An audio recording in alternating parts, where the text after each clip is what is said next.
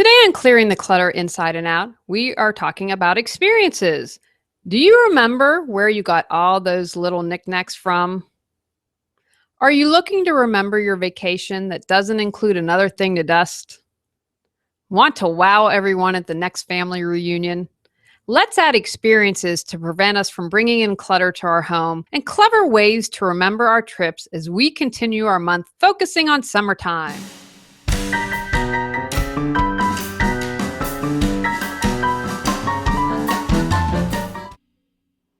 Are you overwhelmed by clutter, looking to organize your life? Do you feel stuck and are ready for a change? Every Tuesday at 1 p.m., join award-winning professional organizer and coach Julie Coraccio on Clearing the Clutter Inside and Out as she supports you in navigating the waters of decluttering your life and getting organized. Julie thinks outside the box and examines clutter in all areas: physical, mental, emotional, spiritual, energetic, and more. Ready to live a more joyful and fulfilling life? Summer is a great time to collect experiences instead of things. It doesn't have to mean a vacation either. When buying for birthdays or holidays, think about experiences that you can give instead of something else to dust. Even if it's winter, you can give an adventure for the summertime.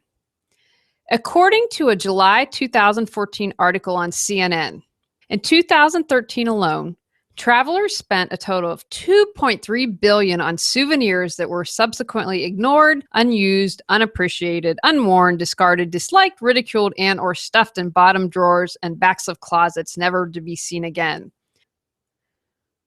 Worse, travelers wasted 427 million aggregated hours fretting over the purchase of pointless doodads, knick-knacks, tchotchkes, gewgaws, and dust gatherers.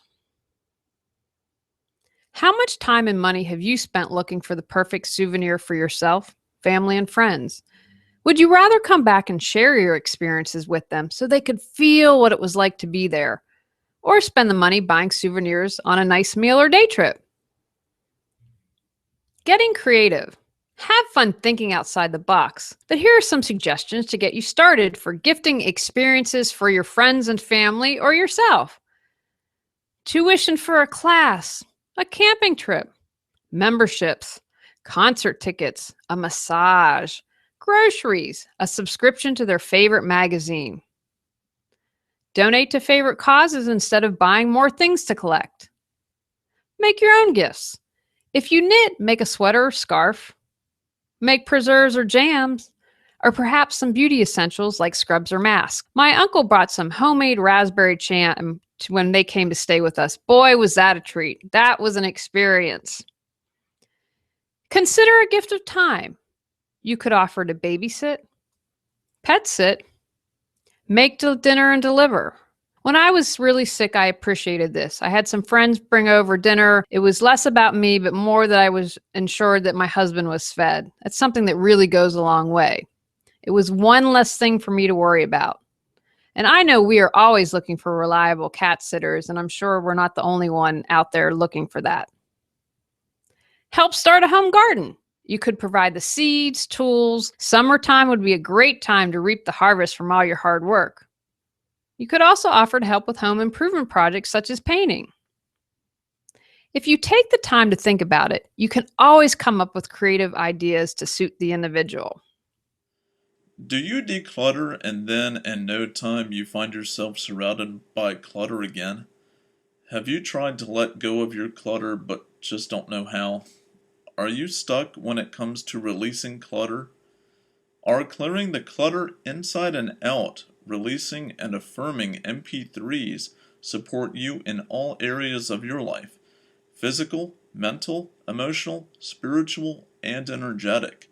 Learn more at reawakenyourbrilliance.com. Vacation memories. Instead of another mug or t-shirt, what can you create from your trip? A cookbook with recipes from your favorite dishes or cuisines from the area you visited? Can you create a calendar with pictures from your trip?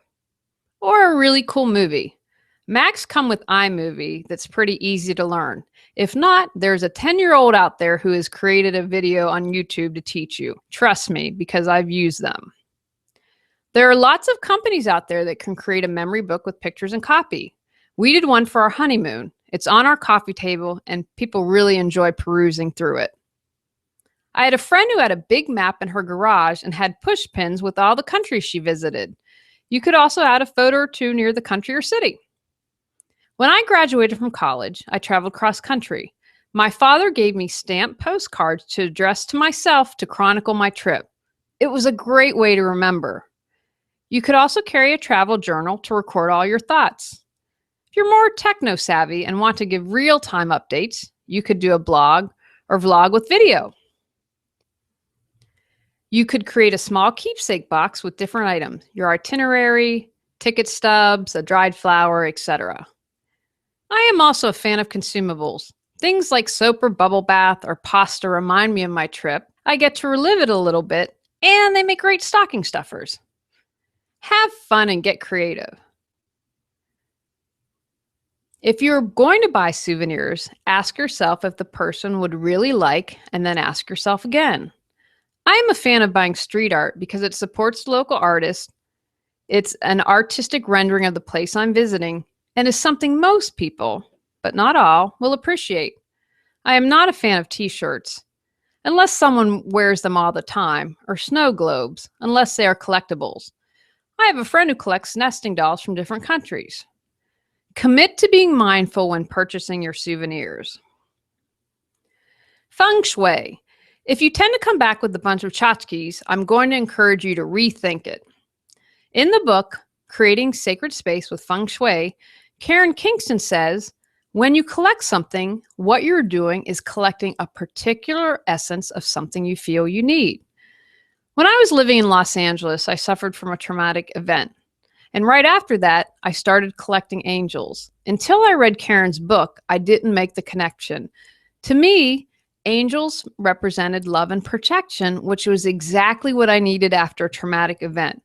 Once I read the book, was able to make the connection, I released my need to collect angels. I still have angels all over the house because I love angels, but I don't have a ton of them, and it hasn't become a collection gone wild. If you're collecting something, can you see if there is a deeper message for you? Remember to be gentle with yourself. This is a process. And if you truly love collecting something, collect away. If you have many collections, I encourage you to see if you can pare down. If everything has value, then nothing does. Also, when we make space in our life, we can bring in new opportunities, people, and experiences. Takeaways from today's podcast. Consider saving your money and not buying souvenirs for yourself or others. Spend it on an experience while you're on a trip. Get creative when giving experiences to others. Give a membership, offer to babysit, create a photo album, or book of recipes. If you're collecting a lot of something, can you dig deep and figure out what need you're trying to fill? If you have a creative way that you've given an experience, let me know. I always love to hear listener stories. Go out, clear the clutter to create the life you choose, deserve, and desire. Ready to clear clutter and share your gifts with the world? The journey of 1,000 miles begins with one step, so what step will you take today? Sign up for our newsletter and receive a free copy of our 10 Steps to Clearing Clutter. Julie Coraccio provides coaching, professional organizing and speaking, organizing classes, positive affirmations, and her unique How to Declutter Your Life course. Learn more at reawakenyourbrilliance.com. Subscribe to Clearing the Clutter Inside and Out and join us next Tuesday at 1 p.m.